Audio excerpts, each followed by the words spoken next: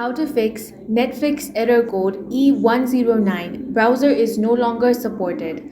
In this video, I will guide you step by step on how you can fix this error.